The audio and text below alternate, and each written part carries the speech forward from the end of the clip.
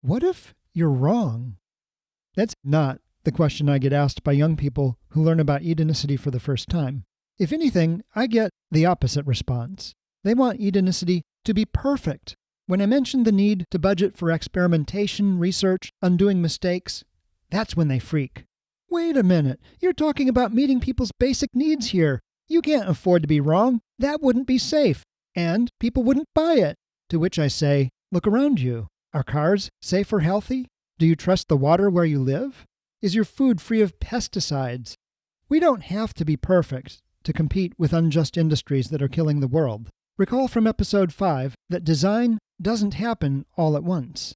If you've been following this series, you probably noticed some of the numbers and terminology have been changing. For example, the number of loop cars, also called passenger pods, per city has ranged from 10,000 in episode 12 to 6,000 in episode 37. I sometimes mention that blocks have 250 people and other times 240. Clearly, I've been tweaking my mathematical models as I go, and that won't stop even after construction begins. In fact, the numbers will change even more once we build it for real.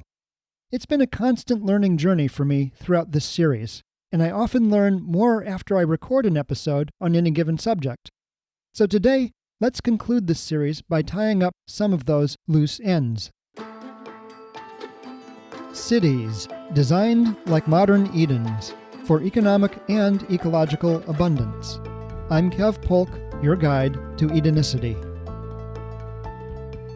Welcome to episode 42, where I'll critique Edenicity as it's been presented so far in this series. Let's start with the reference design that you can download from the design link in the show notes or on Edenicity.com. First of all, when you look at the grid for the city, the design neglects the interplay between water and landscape, because that will vary from site to site. In permaculture, water design precedes placement of access, structures, and plantings, so it will dictate where everything else goes. The Zone 4 grid is straight, but on a real landscape it would follow the contours of the land, naturally curving all the lines. In permaculture, tree belts and paths tend to go along lines of contour, neither uphill nor downhill, or along ridge lines. Ridges and contour lines naturally cross at right angles, which creates a curvy grid shape that will depend on the specific site where the city is built. It's efficient to install ponds where the contour lines bend sharply on the map. These are either valley ponds or ridge point ponds. The cover art for today's episode gives only a hint at some of the real-world effects of water design on the city's shape. It shows some of the Zone 4 creek beds, which need room to meander back and forth. These and other topographic effects distort the grid. In all likelihood, actual landscapes would distort the grid a lot more than this, so that some Zone 4 intersections range from 3-way to 6-ways. Another feature that I didn't have time to improve happens at the block level. If you look at the pool in the middle of the block at the bottom of the reference design, it has straight edges. Wavy would be better because it increases the length of the boundary between environments, which increases biological interaction and productivity, as discussed in episode 19, Understanding Permaculture.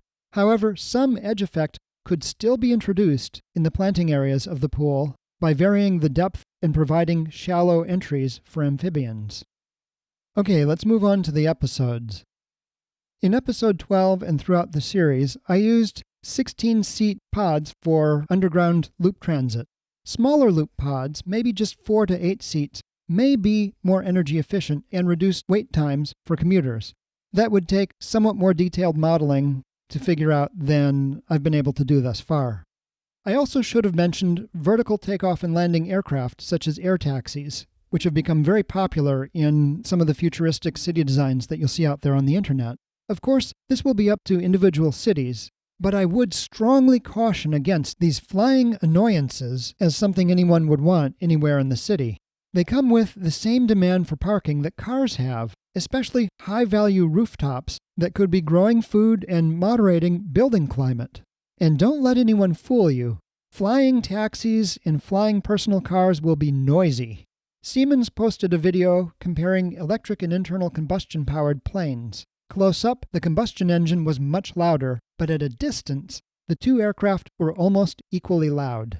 A relentless background roar of sky traffic would take a toll on our health and happiness. No thanks, especially not with silent, rapid underground loop transit.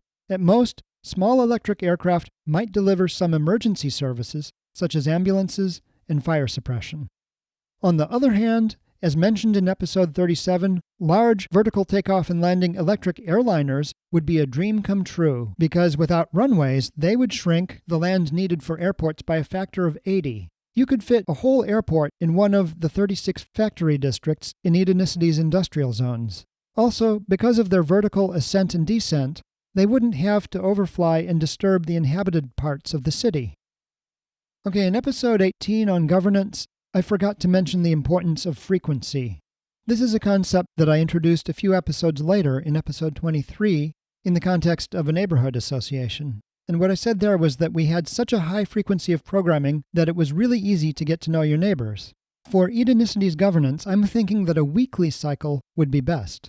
Maybe something like a block meeting on Monday, villages on Tuesday, towns on Wednesday, and a city-level meeting on Friday, with delegates sent upward with each step. Clearly, this is way more responsive governance than electing representatives every 2 to 6 years. Now, you might worry that such a responsive government might be unstable, but rigidity in governance is a recipe for tyranny. Where we really need stability and continuity is in the commons, for example, in transportation, education, and healthcare. For these, we need a well-organized, highly trained civil service with representation at perhaps quarterly intervals to and from the governance circles. Additionally, zones 4 and 5 have reps going to the top circle, that is, the city-level meeting, while zones 1 through 3 report to block, village, and town circles. This gives agriculture and wilderness restoration a voice in Edenicity every week, or at least on whatever schedule works best. In episode 19 on Permaculture, there was a one-page summary that included a quiz. It asked you to identify 2 clear errors in the illustration at the top of the summary. The first error was that the road is neither on a ridgeline nor on a contour, and the second is that the spillway for the top valley dam empties into the Zone 2 garden beds or into the property and Zone 1 areas. Not a good idea for your floodwaters. You may have noticed that the crops are in relatively straight rows, but this is not an error.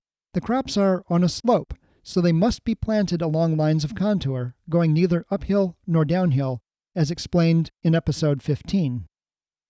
In episode 22 on education, I forgot to mention that schools in Finland start at 9 a.m. to 9:45 a.m., which is much better for childhood development. Like most American schools, Columbus schools start at 7:30 a.m., which is almost punitive. By the way, Finnish schools end at 2 to 2:45 p.m., same as the United States schools, and they have fewer subjects, typically 4, with longer recess and lunch breaks. Why are they among the world's best schools? Because they put the developmental needs of students first and fully support their teachers with the education, pay, benefits, status, and autonomy they need to meet those student needs.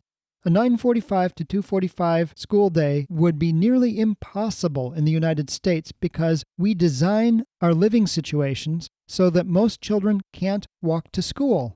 Once again, Finland's commitment to universally good education and small local schools solves this problem. Edenicity's superior design automatically supports this, too. The same week that I recorded episode 25 about the universal basic income, my wife Rebecca posted a news item about how Stockton, California, went from bankrupt to the second most fiscally healthy city in California while giving away free money. To me, this wildly unexpected success signals the need to get a lot more empirical and experimental with economic policy. Cities are the ideal scale for this sort of experimentation, and I can't wait to see what other innovations Stockton's mayor, Michael Tubbs, comes up with. In episode 32, on Powering Edenicity, in the section on cutting energy consumption, I mention the passive house technology as an area of research. This is exactly the sort of experiment that Edenicity needs to build for several % of its dwellings until the technology can be perfected. It's an area of unknown risk, but very high reward, as it could shrink a home's energy consumption for heating and cooling down to zero and remain standing with minimal maintenance for centuries. In episode 33 on immigration, I discussed the Dunbar limit, where we can't keep track of more than about 150 social relationships. My mom asked me if this might have any implications for the size of the individual blocks in Edenicity. Right now the blocks are 250 people, which exceeds the Dunbar limit. However, there are 4 rows of houses per block, 60-ish people per row, and many of these rows face a row from another block. That's around 125 people facing each other across the street, well within the Dunbar limit. Now the question is, will people associate more within a block or among houses that face each other across a street?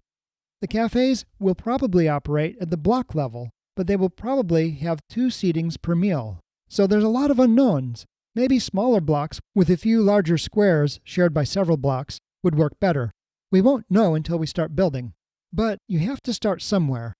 Peter Turchin's work, which I also mentioned in episode 33, suggests to me that blocks should remain cohesive as long as people within a block feel culturally aligned with one another, as evidenced by common language idioms, clothing styles, social occasions, and so forth. My experiences with residential colleges and churches support this. Groups of 250 people or so can feel very close and energized.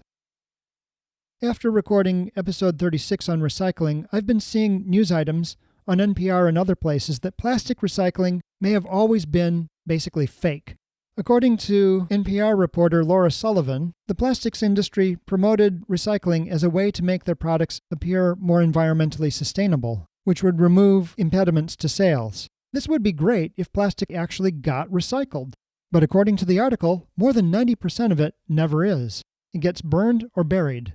It's almost as expensive to recycle plastic as to create it from raw oil, and you can't reuse it nearly so many times as glass and steel. Therefore, future versions of Edenicity will be designed to completely avoid plastics and many synthetic fabrics. Recycling will focus on paper products, glass, and metal. It also helps that Edenicity is already designed with no grocery stores. Instead, you can get metal, glass, and cloth takeout containers for a hefty deposit in the cafes. These containers are designed to be washed and reused many thousands of times, which practically eliminates packaging waste in the food industry. In episode 41 on building Edenicity, I left out a timeline because it wouldn't be honest to include one. My goal is to make this happen as soon as humanly possible. And that brings us to today. More than anything else, dear listener, I appreciate your imagination. My work here has been a bit like trying to describe an iPhone before mobile internet existed. Definitely not as good as the real thing. But since you've stuck with this series, you now have the conceptual tools to recognize Edenicity when you see it taking shape. That will be the moment when we turn the corner on the environment, the economy, and begin to heal the world. That will be the moment that transcends recycling, plant-centered diets, bike commuting, and all the other forms of personal lifestyle activism that we engage in right now. It won't be a perfect moment. We'll make many mistakes along the way, but design doesn't happen all at once. That's why we are never wrong to set our intent, be ready to learn, and start building. I'm Kev Polk, and this has been Edenicity.